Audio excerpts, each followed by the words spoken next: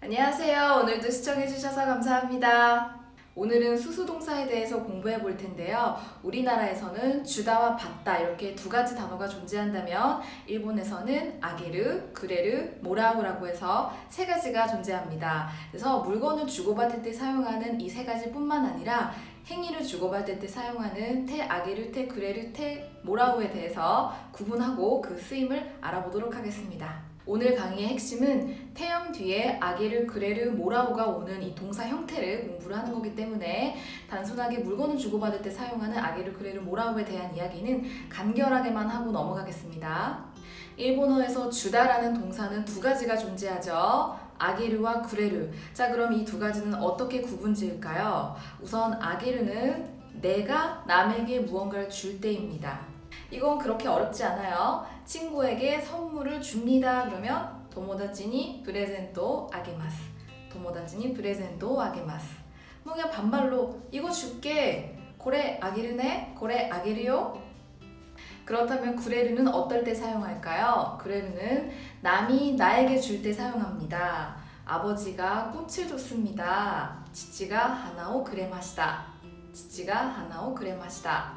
뭐 반말로 예를 들어 친구를 만났는데 반짝거리는 걸 하고 있어요. 물어봐줘야죠. 그거 어디서 났어? 그랬더니 남자친구가 줬어. 카레씨가 그랬다노. 카레씨가 그랬다노. 자, 여기서 문제입니다. 아까 내가 줄게라고 할 때는 아게르를 사용했어요. 그렇다면 나 줘라고 해서 나한테 달라고 얘기할 때는 어떻게 표현해야 될까요? 이때는 구레르라는 걸 바꾸는 게 아니라 조다이라고 하는 단어를 써주세요. 그래서 한 입만 줘. 히토쿠치 조다이? 마지막 모라우는 우리가 생각하는 받다가 맞습니다. 아까 구레르에서 사용했던 예문을 그대로 가지고 와서 구레르 자리에 모라우만 한번 바꿔 넣어 볼게요. 자, 아버지가 꽃을 줬습니다 라고 얘기하는 그 문장에서 아버지에게 꽃을 받았습니다로 바꾼다면 치치니 하나오 모라이마시다. 치치니 하나오 모라이마시다. 남자친구한테 받았어 라는 예문도 마찬가지입니다. 카레시니 모라따노. 카레시니 모라따노. 여기까지는 워밍업이었고 이제 본론으로 들어가게 될 텐데요. 눈치를 채신 분이 계실지 모르겠어요. 사실 제가 일부러 언급을 하지 않았지만 구레루하고 모라우를 쓸 때에는 같은 문장이라고 할지라도 조사가 바뀝니다. 여러분들에게 스스로 깨우치는 기회를 드리는 거니까 조금 불친절하다고 느껴지시더라도 마저 봐주세요. 태형 뒤에 아게르, 그레르, 모라우가 붙는 형태 한번 가볼게요. 태형이 붙었다는 것은 행위입니다. 태 아게르는 어떤 행위를 내가 해주는 거죠. 초등학교 친구 중에 준코짱이라고 있어요. 지금은 연락을 안 해서 어떻게 사는지 모르지만 개권 시다노까나 거도모모 이르노까나. 근데 그 준코짱한테 제가 서울을 안내를 해줬습니다 라는 예문을 만들고 싶다면 와타시와 준코짱니 서울을 안내시대 아게마시다. 와타시와 준코짱니 서울을 안내시대 아게마시다 라는 문장을 만들 수 있습니다.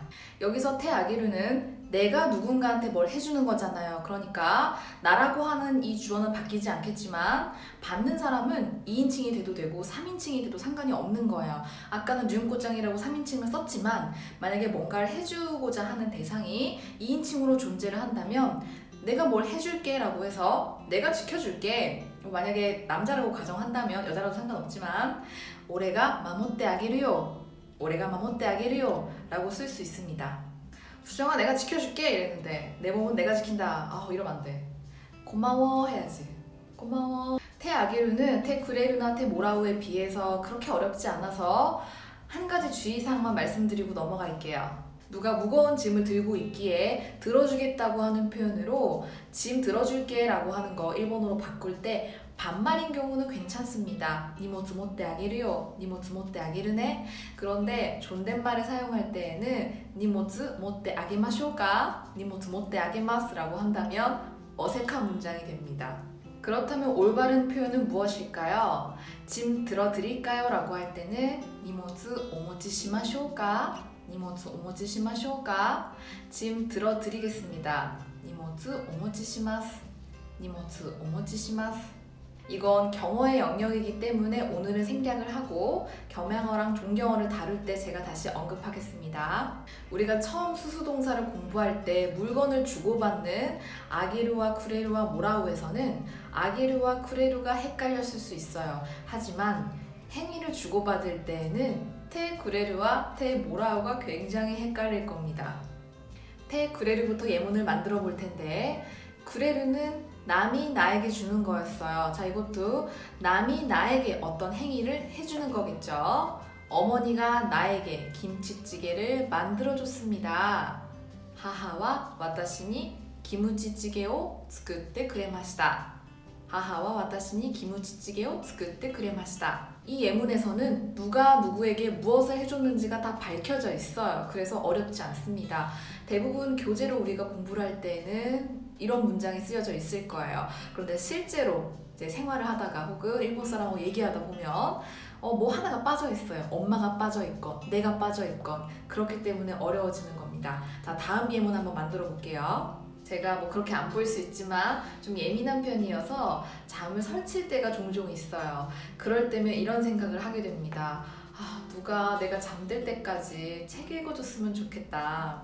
이걸 예문으로 만든다면 誰か私が眠るまで本読んでくれたらいいな. 誰か私が眠るまで本読んでくれたらいいな. 이 예문에서 역시 명확히 밝혀져 있어요. 특정 대상은 아니지만 누군가라고 해서 나레까라고 하는 단어를 씀으로 인해서 그 누군가가 나에게 책을 읽어주는 거죠. 나에게 어떤 행위를 해주는 겁니다. 자, 같은 상황인데 이번에는 제가 혼잣말이 아니라 친구한테 얘기를 할 겁니다. 나레까라고 하는 단어만 쏙 빼놓고, 그래서 私が眠るまで本読んでくれたらいいな라고 말한다면 친구는 이렇게 되물을 거예요. 나레가? 나레데모이노? 이런 식으로. 테 구레루의 중요한 포인트는 누군가가 해줬다는 거예요. 누군가가 나한테 뭘 해줬기 때문에 이 대상이 반드시 존재해야 합니다. 그래서 대화 도중에 대상에 대해서 한 번도 언급이 되지 않았다면 자연스럽게 그 대상에 대해서 질문을 하게 될 수밖에 없어요. 뭔가 이제 슬슬 어려운 소리 할 것 같죠? 이쯤에서 테 모라우를 가지고 예문을 만들어 볼게요. 선배가 나한테 밥을 사줬다는 내용의 문장을 만들어 볼 텐데 우리나라에는 없는 표현이기 때문에 제가 좀 직역을 할게요.